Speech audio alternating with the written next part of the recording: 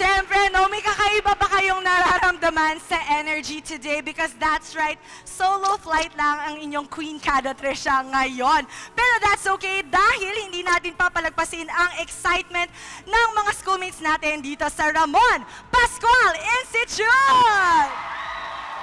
So ayan, mukhang ready na sila. Pero ito ang hamon namin sa inyo today. Pascualians, are you ready na makinig at makialam sa mga issue ng bansa natin ngayon? Alright. Okay, I think that's proof enough.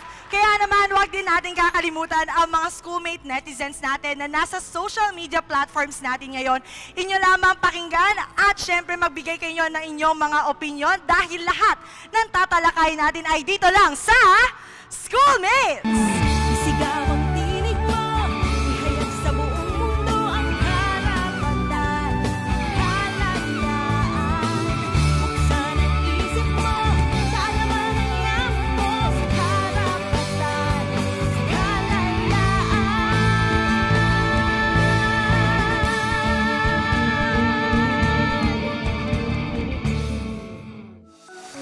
At eto na nga, schoolmates, kasabay nga ng pag-usbong ng teknolohiya ay ang pagsulpot ng iba't ibang artificial intelligence tools na nakakatulong nga raw sa pag-aaral ng mga estudyante. Pero syempre, dahil very accessible at napapadali nga daw nito ang buhay nila, especially on curricular activities, hindi makakaila na marami ang tumatangkilik dito. At kaya naman, syempre meron itong mga pros and cons na sabi nga daw ng iba ay magpapabago sa roles at syempre trabaho na rin ng ating mga guro.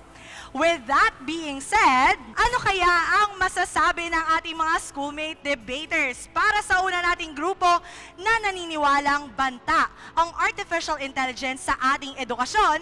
Nandito si Nisha, LJ at Renz. AI became a part of our lives before we even knew it. As students, it helped us with our tasks, homeworks, and activities. However, according to Opinion Education, while AI has the ability or has the potential to further advance our students' way of learning, it also comes with its risk. One common risk is students becoming over-reliant on AI. AI or artificial intelligence tools that has the ability to write essays, poems on any subject, and even generate artwork. Now, these abilities of AI has its perks. However, it can also pull a threat and affect the capability of students to think critically and use their problem-solving skills. That can result to the negligence of other facets of our brain. Now, these risks can affect other facets of our educational sectors as well. Thank you. At ngayon naman, ating bibigyan ng pagkakataon ang ikalawang grupo na naniniwalang hindi banta ang artificial intelligence sa edukasyon. Let's all welcome Jessirae, Fernico, and Rajel. First and foremost, AI is a tool for students. Students use AI for a fast, precise, and efficient way for their studying experiences. Second, not just for students, but AI is also a tool for teachers. Teachers have also been relying to AI so they can give proper learning materials for students. And third, by the fact that AI is limitless and HI is limited, AI is a great assistance to HI. And last, AI has already been widely accepted by many and is increasingly becoming part of our daily lives. That's all. Thank you. Alright, ayan naman, napakinggan natin ang pambungad ng magkabilang panig and they have both given their points. Pero schoolmates, hindi lamang sila ang may say sa ngayong topic dahil makakasama rin natin ang mga schoolmates natin dito sa Ramon Pascual Institute. Okay guys, so syempre no, hindi kayo tagapalakpak lamang dahil ang ating mga audiences ay makapagbibigay din ng kanilang sariling opinion at ito pa, pwede rin kayong magtanong sa ating mga debaters kaya pakabangan lamang maya-maya lamang. At sa aming pagbabalik, ating malalaman ang masasabi ng iba ng mga miyembro ng bawat grupo tungkol sa usapin natin sa AI dito lamang sa Schoolmates!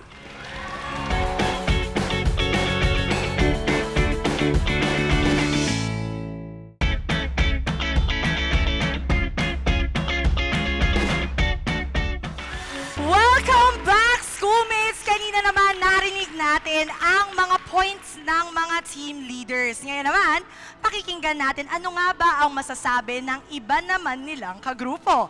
Simulan natin yan kay LJ. As a student in the modern era, I am aware that AI has become a major factor in our educational system.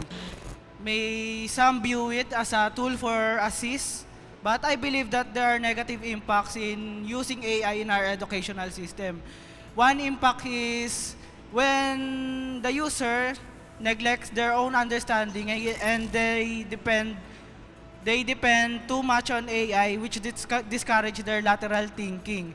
Now, another negative effect of that is that AI can be used for cheating. Merong case, babanggitin sa amin ng leader namin mamaya, yung AI ginamit siya for cheating.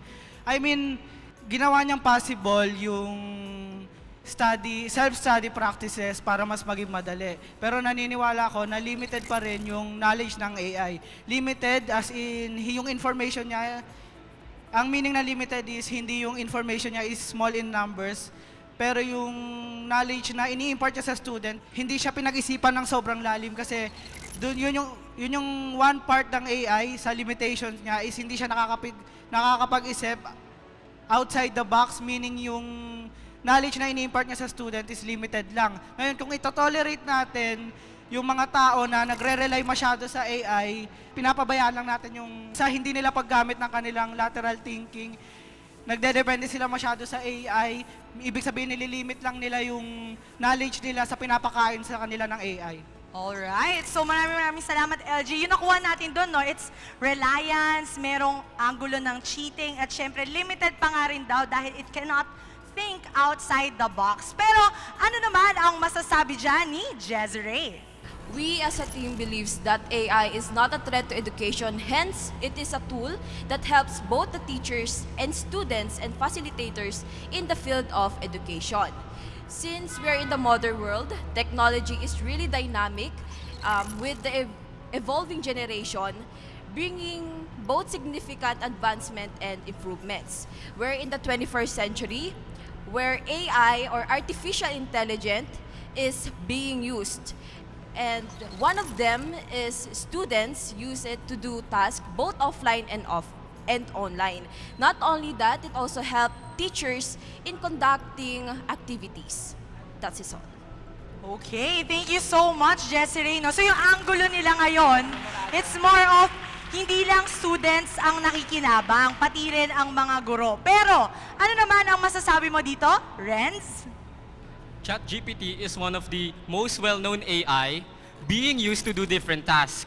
This AI has greatly revolutionized the world of education in a way where students tend to rely on this particular AI. Too much reliance on this AI could lead to the lack of use of critical thinking, understanding, comprehension, and as well as hindering progression. In this sense, when students put no effort on their work and solely rely on AI, it defeats the whole purpose of learning, as it would conclude to the students not being able to use their own understandings and learnings. Alright, maraming salamat doon, Renz. So kumbaga ang main point nila, dapat daw ginagamit pa rin ng mga estudyante ang learnings or kanilang mismong understanding. At panghuli, for Nicole, ano ang iyong masasabi dito? AI is not a threat. It's a necessity to education and also other industries. AI has provided us lots of information and knowledge that has come from scholars that went through their studies through years. And in this way, in this era of technology, it has evolved and we have AI. Artificial intelligence have assisted us in our human intelligence. There may be a difference in AI to HI, but they work together, not as an enemy. They don't fight each other, they work together. AI is powerful with the help of our human intelligence. Human intelligence, we share this to other people who has limited knowledge. That is why AI is not a threat. It gives us fast, precise, and efficient knowledge and information. It gives factual and valid information for both students and teachers in education. That is all. Thank you so much for Nicole. So ayan, no, AI assists HI or human intelligence. Pero syempre, unang parte pa lamang yan ng ating talakayan. Pero di lamang ang ating mga debaters ang may say sa opinyong ito. Kaya naman, Pascualians, ano sa tingin ninyo? Is AI a threat or not to education? Pakitaas naman ang mga emojis dyan. Is it a yes or is it a no? Is it a threat or is it not? Okay. Sino man nagsasabing yes? Is it a threat? Threat nga ba? Oh, okay. Sino ang no? Okay, magkakaiba sila ng gamit ng emojis natin today. Okay. I think at this point, medyo hati-hati pa, no?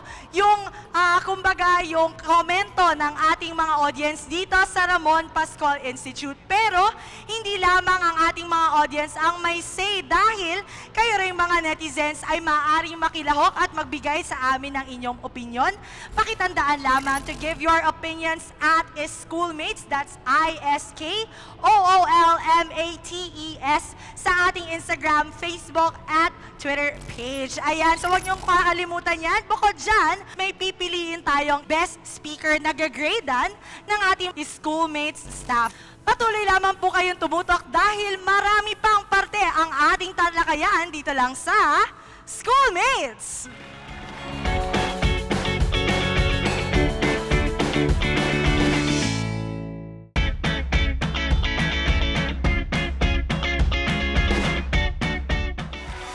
Welcome back, Schoolmates! At ngayon naman, syempre hindi pa natatapos ang ating talakayan dahil ngayon naman, bibigyan natin ng pagkakataon ang bawat grupo na magpahayag ng kanilang opinion sa ating free flow discussion. So, para sa ating mga manonood at sa mga first-timers natin dito sa ating show, sa free flow discussion, magbibigay kami ng katanungan. Anyone within the group can discuss. Bibigyan natin kayo ng chance para sagutin ang mga tanong. So, listen carefully. Sa ating namang mga nanonood, huwag niyo pong kakalimutan na hindi po dinidikta ng aming programa kung ano ang tama or mali. Ang gusto po natin dito sa ating programa ay mapakinggan ang opinyon ng bawat grupo ng mga kabataan at syempre palawakin pa ang ating kaalaman sa anumang issue. Kaya naman, sa ating unang katanungan, ready na ba kayo? For some students, they see AI tools as source of information na nabanggit nyo nga kanina. Pero sa inyong palagay, can we consider AI-generated information as factual and accurate? Go, LJ! As for what I said, is limited nga lang yung informations na naibibigay ng AI. Hindi na ba proper breakdown ng AI yung knowledge na ini-impart niya sa students. Meaning, may mga students may mga informations na maybe complete, maybe incomplete. Kasi nga hindi na pa-proper explain ng AI yung knowledge na ini-impart niya nga doon sa students na yon. As I stated earlier, AI provides all the information and knowledge. Even though it has flaws, it's an innovating technology. It continues to grow, it continues to evolve. It gives you factual and valid information. It's what I stated as my argument. Okay, pero guys, ito, follow-up question sa inyo sa ating mga schoolmates, no? Anong example ang mabibigay ninyo na factual at accurate siya? At may mabibigay ba kayong example na hindi factual or accurate ang binibigay ng, for example, ChatGPT or any AI tool? Sa example ng hindi factual is kapag nagtanong ka ng question na situation or practical situations, is yung AI medyo delusional siya, hindi niya nasasagot ng totoo yung tinatanong natin kapag nagko-contain siya ng practical situation. Another example po ng factual AI is the Waze. Okay, Waze. Waze gives us facts when it comes to directions that gives us proper and precise kung saan talaga yung kailangan nating puntahan. Pero we are talking about the concept of AI in education. Which is also helpful para sa edukasyon. What ways? I mean, ways can be helpful in our education. Kasi we're not talking about high school students. We can also talk about those college students na malalayo and hindi alam yung proper way kung paano makapunta sa mga paaralan nila. But in our educational system, ang purpose ng educational system natin is matuto. Hindi para mahanap kung saan school sila. They can also learn from all the directions na nakalagay sa Waze. That's the which point. Is fact. Pero based on sa educational system natin is hindi part ng educational system natin yung directions kung saan patungo Part yung siya school ng nila. educational system.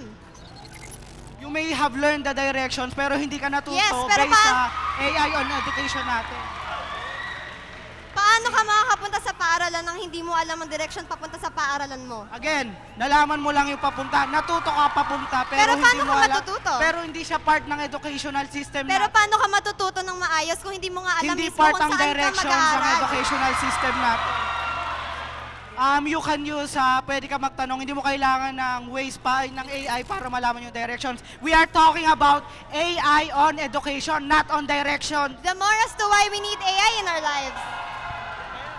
The more as to why kailangan natin ng AI sa edukasyon. That's the point. You are asking knowledge about the directions, not about something you want Bakit to hindi learn. ba nag-a-ask din ng knowledge kapag sa ChatGPT ka nagsisearch?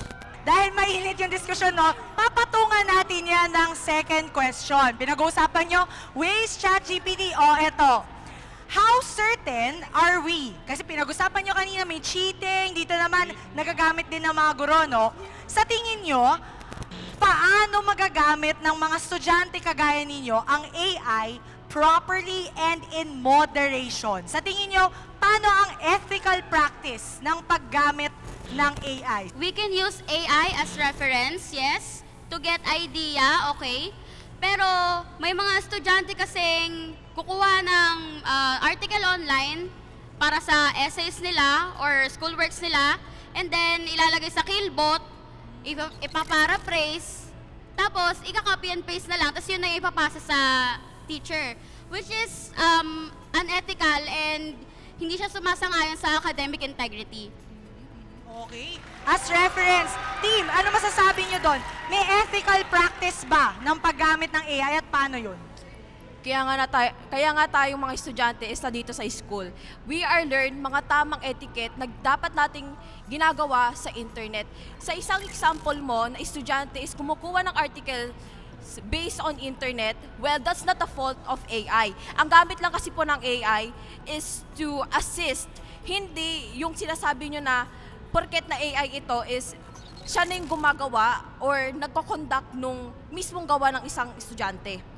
Pero the fact nga na nami-misuse yung AI, na ginagamit nila yon for cheating, for plagiarism, is yung mali. Kaya siya As naging to more why threat. kailangan nga natin ng AI sa buhay natin as estudyante, paano mo malalaman na plagiarize yung work mo kung walang AI?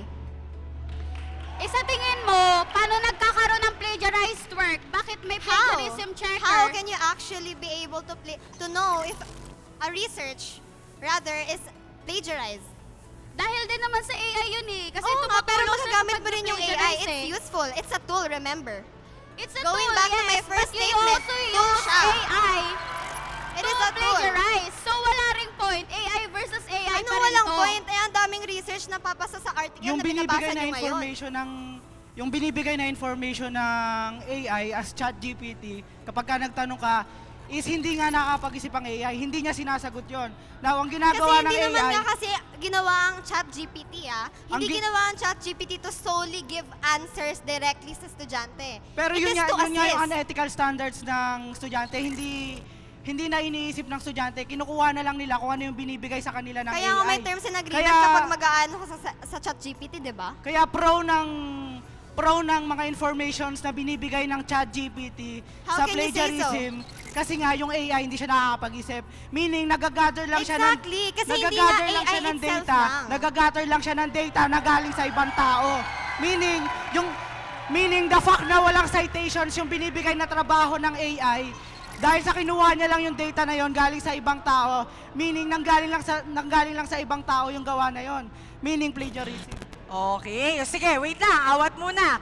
Because napag-usapan na natin yung regulations at ethical practices ng mga estudyante, syempre may role dito yung mga guro natin. So sa tingin nyo ba, ang mga educators natin, institutions or mga guro, ay nakapagbibigay ng tamang regulasyon sa paggamit ng AI? May guidelines ba ang mga eskwelahan or institusyon at dapat nga bang magkaroon ang paggamit ng AI ng mga regulations na to? Ano sa tingin nyo? Dapat ba magkaroon ng regulation ang paggamit ng AI at dapat ba gamitin ito ng mga guro? Okay?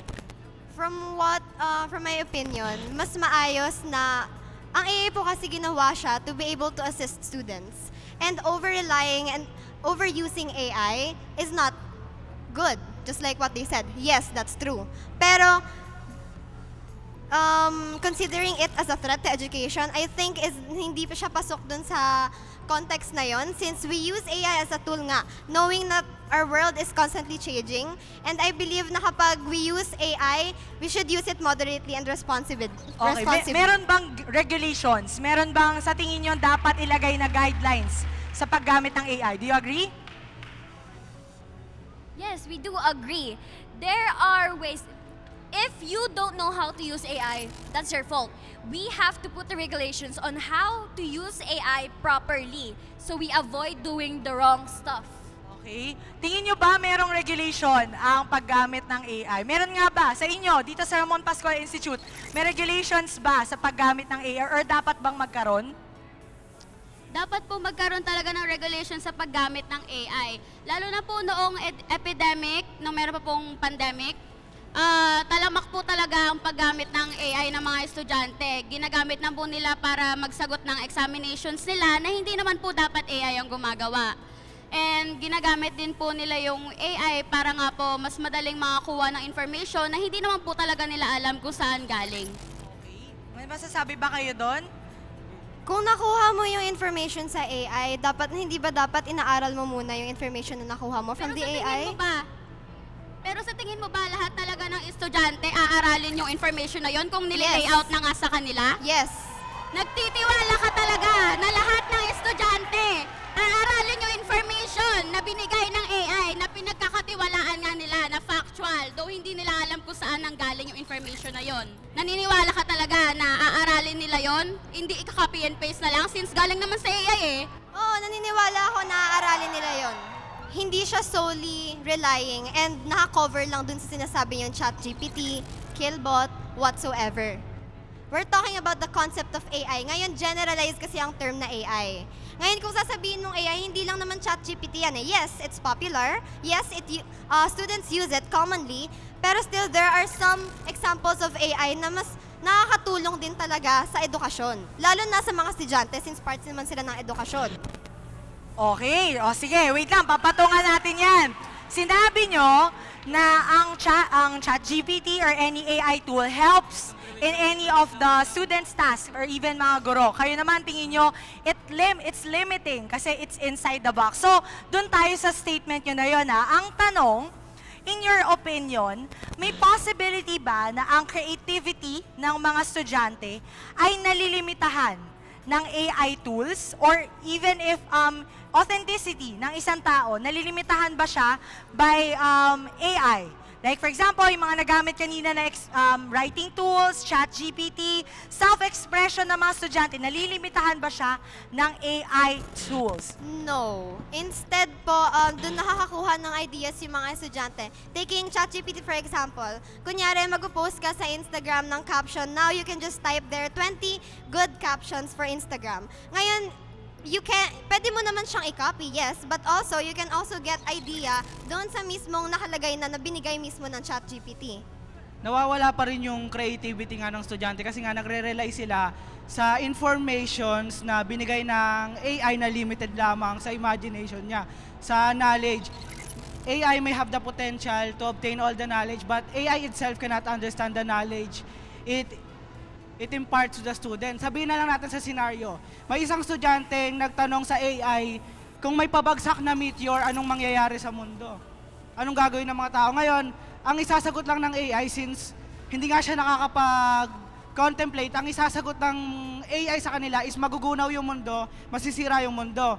Ngayon, if we use our human intellect in our human behavior, is kapag human intellect ang ginamit natin, pag nag-contemplate tayo at nag-reason out, ang isasagot natin is magtutulungan tayo para masira yung meteor na yon.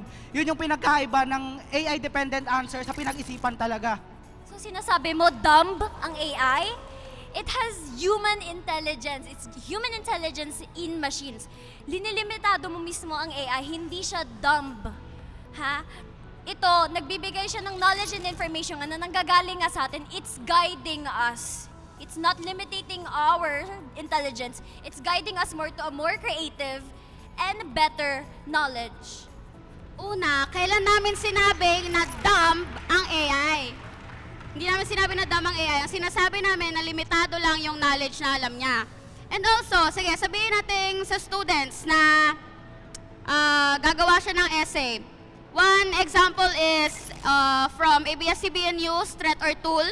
A professor said na meron siyang estudyante na ginamit yung AI to generate 2 paragraphs in his essay for him. And then he passed it to his professors na ganun lang. Nagtanong lang siya sa AI, to some AI, and then pinasa niya na without the sources, the references, and the articles that should be provided when passing such essays and such papers to your teachers.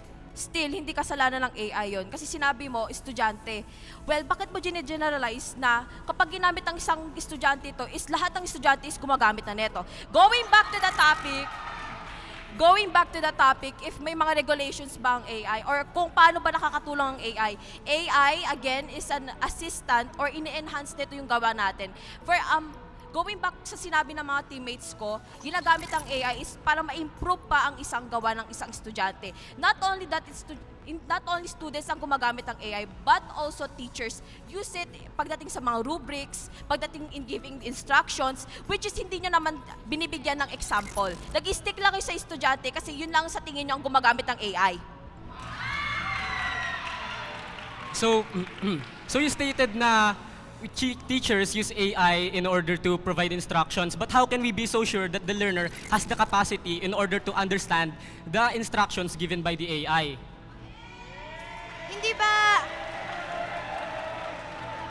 Hindi ba wala nang part dun yung AI and user negligence na yun? No, it cannot be user negligence kasi AI doesn't have a set of rules, thus there is no negligence. Exactly, kaya nga ang mga estudyante talaga dapat na yung umintindi doon. Wala na yung AI doon. Yung AI, kumbaga yung AI, tinulungan niya yung teacher yung nagbigay ng instruction or whatsoever doon sa estudyante, galing sa AI. But once again, the learner doesn't have, not every learner has the capacity in order to fully understand the And information once again, given. not every learner can actually cope nang walang AI sa buhay nila. Alam naman natin na yung AI makakapag-damage sa intellectual property ng user. Meaning, hindi mo pwede isisi lang sa user. Kaya nga, dahil sa fact na nagagamit sa masama yung AI, threat na siya para sa educational system natin. Nagagamit na nga siya para sa mali. Okay, o sige. Guys, last na. Dahil marami na rin tayong points na nasabi. Ang final na tanong, do you think ba na dapat ipagbawal para sa paggamit ng mag-aaral ang AI tools? For example, sa susulat ng research or for writing essays, dapat bang ipagbawal ang AI sa mga mag-aaral? Okay, go! Dapat naman po talaga siyang ipagbawal. Lalo na po pag research, may kailangan po talaga tayong references dyan. Yung RRL.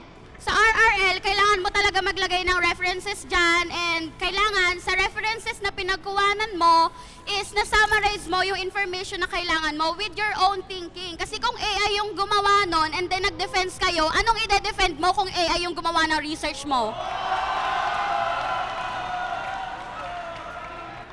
Gusto nyo iba ng AI? We're in the era of technology.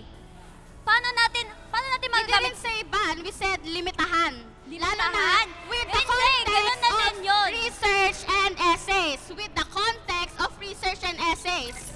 Ba't natin ilimitahan? Yun na ngayon nagbibigay ng knowledge So and guidance sinasabi for mo na everything. okay lang na AI na lang gumawa ng research, edi sana sila As nag-defend. far as I can remember, hindi mo sinabing limitahan. Ang sabi mo, ipagbawal. With the context of research and Hindi. essays. Ang sinabi mo Okay, kanina, sabihin natin ipinagbawal. sinabi kong limitahan. Harang ka sa pagbabago ng mundo, Miss Bionat? Yes, pagbabawalan talaga siya. Harang ka sa pagbabago ng mundo, yes? Pagbabago ng mundo? Oo. In our educational sectors, in our educational system with the AI, yes, oo. So di mo na ina-accept yung change na to. This world is continuously evolving. Ito na yung pagbabago. Ba't hindi mo ina-accept ang realidad? Hindi ko naman sinasabi na dapat siyang tanggalin sa lahat ng educational system. Ang sinasabi dito with the research and essays. Kasi nga, dapat human talaga ang nagkakandak nun. Human talaga ang nag-generate nun using their own mind, their own thinking skills, and their critical Sharing thinking. their knowledge to those na limitado ang knowledge nila. Paano sa mga walang alam? Bakit siya magiging limitado kung meron tayong websites? Malawak ang World Wide Web. Ayun Ikaw nga, kumuha ng lahat ng malawak siya, information pero na kaya magano mo. ka pa, magsasearch ka pa ng dozen of website. Sobrang tagal, mag-aaral ka pa. Ito nga, it's fast, So, sinasabi mo na precise, and ganun efficient. katamad ang utak ng tao? Wala nang pagbabago sa human intelligence? Guidelines to, it's Eh, guidelines. di over-reliance na nga yan. Paano tayo maging over-reliant? It's a form of AI na nga technology. yung We gumagana are in ng this era of school works technology. mo. Then you admit na ginagamit ng mga tao yung AI not as a tool but as a shortcut. Sa sinasabi mong shortcut, estudyante mismo ang may kapakanan nun at hindi yung AI. Kasi based do sa research at saka sa thesis, yung mismong estudyante, yes, umagri ako na dapat ang estudyante ang gumagawa. Pero nandyan nga ang AI, it is created para i-connect yung mga taong walang alam sa may alam. And hence, dun sa sinasabi nyo, mahirapan ang estudyante kapag sa internet lang nagbe-base. Kaya nga may AI tayo kasi it organizes and it collects datas. Okay. Okay. So narinig natin at natunghayan natin yung batuhan ng ating mga debaters. Hindi sila literal na nagbatuhan. Huwag kayong magbabatuhan mamaya.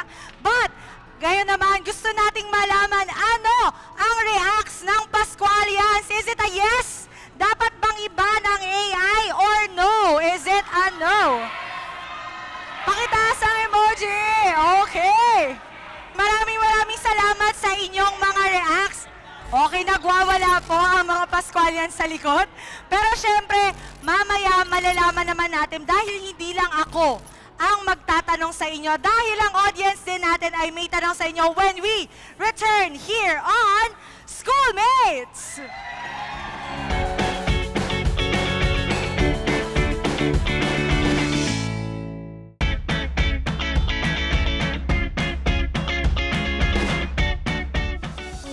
Alright! Welcome back, Schoolmates! Ayan, ngayon naman, makakasama natin ang audience natin na Pascualians dito sa Ramon Pascual Institute! Ayan, at hindi lang syempre ako ang magtatanong. So, debaters, ready na ba kayo? Dahil kasama natin ngayon mula sa ating audience, si Schoolmate Kelly. O, Kelly, ano? Yes! Kaway ka muna sa mga crush mo, ganyan, sa fans mo. Ayan, okay. Sige, ano ang iyong katanungan, Kelly? At kanino mo itatanong? Yan, gusto natin yan. Sa both teams po. Okay.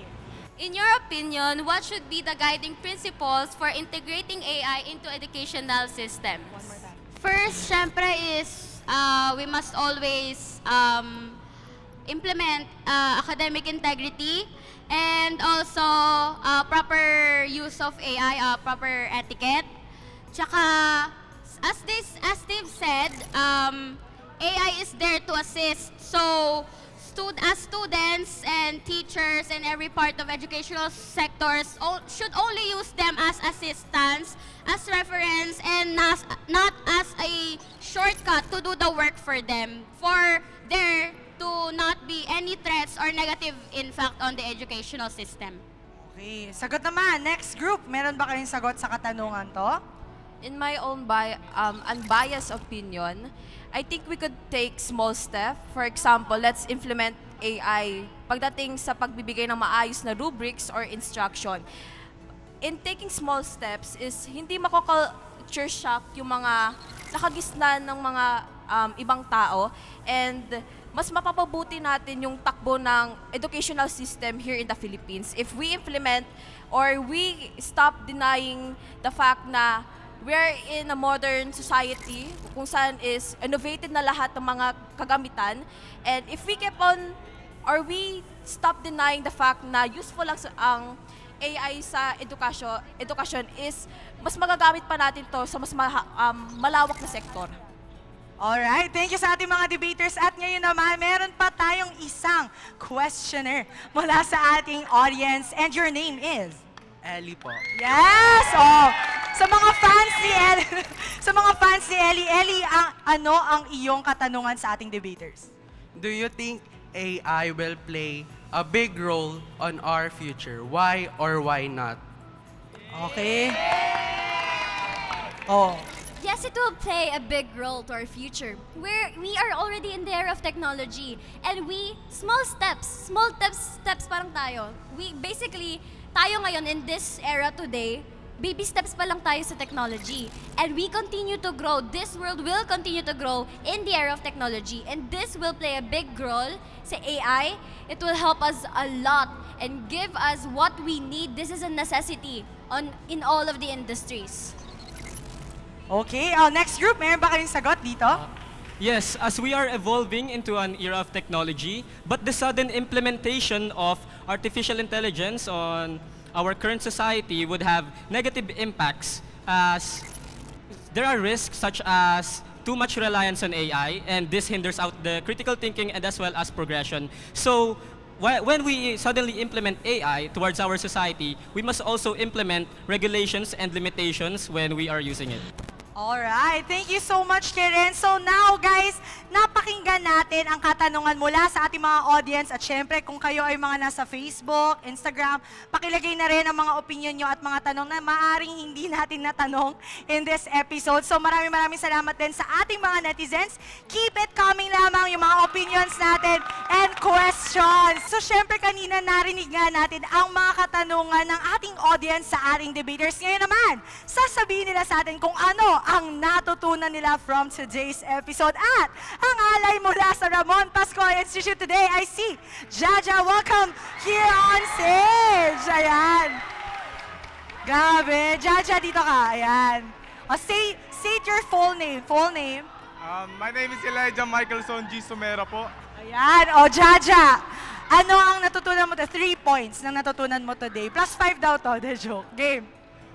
What I learned today is that AI can be abused by humans, and AI can have impacts on our education depending how we use it. And AI can be very helpful. At the same time, it can harm our development.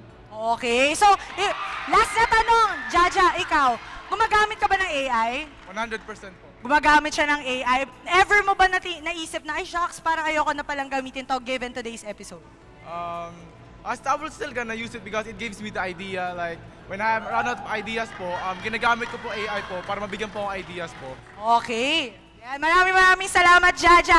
Once again, thank you so much sa ating schoolmate na si Jaja. Yan, Jaja, proud sa'yo ang mommy mo today. Ayan. Okay, again, let us congratulate our debaters. Guys, palakpakan naman natin yung mga debaters natin today para sa magandang diskusyon kanina. Okay, ngayon naman, sa puntong ito, bibigyan namin ang bawat grupo na magbigay ng kanilang closing statement. So simulan muna natin sa group ni Nisha. I believe that we should use our mind to understand, to think critically.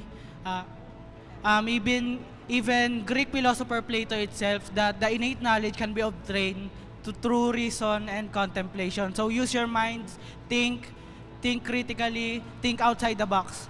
Alright, thank you so much sa group ni Nisha, LJ at Ren. Sa inyong group naman, ano ang inyong closing statement? Yes, AI can be helpful at times as a student, but let us also remember how to properly use it in terms of conducting individual tasks. And let us not rely on the power of AI. Yes, we're in the innovative world, but let us also use our own mind, since AI is just here or there to actually assist us and help us in doing our daily tasks as a student. Ayan. Thank you so much sa ating mga debaters na nagbigay ng kanilang closing statement. At dahil dyan, syempre, hindi matatapos or magiging successful ang debate na ito kung hindi dahil sa inyo at syempre sa ating mga audience dyan. At ngayon naman guys, meron tayong napiling best speaker. So sino sa tingin nyo ang best speaker ngayong episode? Best speaker guys, sino ang best speaker? Sino? Ayan. Iba-iba ng sinasabi. di na natin papatagalin pa dahil ang nagwagi bilang best speaker na nagpamalas ng husay, galing at clarity sa pakikipag-debate ng mga argumento at rebuttals na nagpabilib sa atin, siya ay walang iba kundi si Nisha! Okay? Ayan. Nisha, anong masasabi mo sa fans, sa audience, sa family, friends mo ngayon?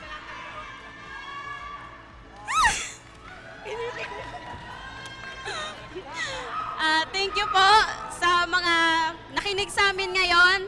And thank you po for your support kasi kinakabahan po talaga kaming lahat.